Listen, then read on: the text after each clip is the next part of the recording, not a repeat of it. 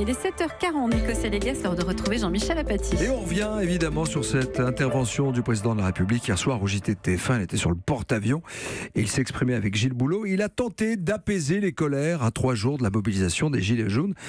Ça travaille, ça préoccupe tout le monde, cette journée noire. Alors, ça préoccupe tout le monde parce que c'est une journée atypique, on en a parlé. Ça préoccupe beaucoup le président de la République parce qu'il comprend qu'il se jouera samedi quelque chose d'important.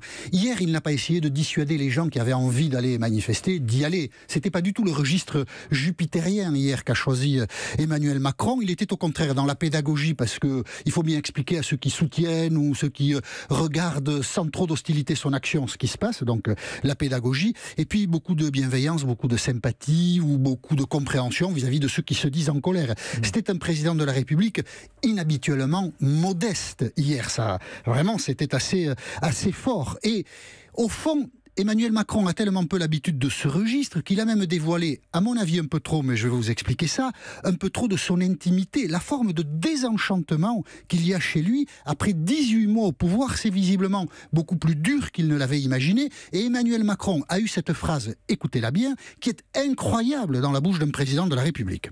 Je n'ai pas réussi à réconcilier le peuple français avec ses dirigeants. Qu'est-ce qu'il y a d'incroyable? C'est « je n'ai pas réussi ». Il le prend. Mais oui, il le prend, mais oui, le quinquennat n'est pas fini. Oui. L'expression correcte, c'est « je n'ai pas encore réussi » ou « je n'ai pas réussi pour l'instant à réconcilier les Français et leurs dirigeants ». Mais « je n'ai pas réussi », c'est comme un aveu d'échec.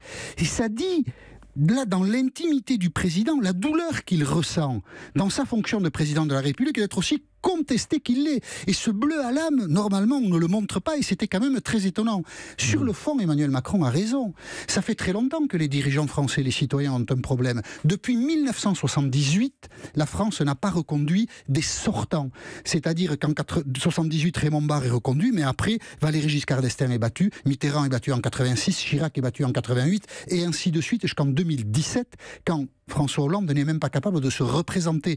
L'histoire de la brouille entre les citoyens et le pouvoir est très ancienne en France. Et le 17 novembre, bien sûr, se nourrit de cette méfiance. Et Emmanuel Macron vit très mal cette méfiance.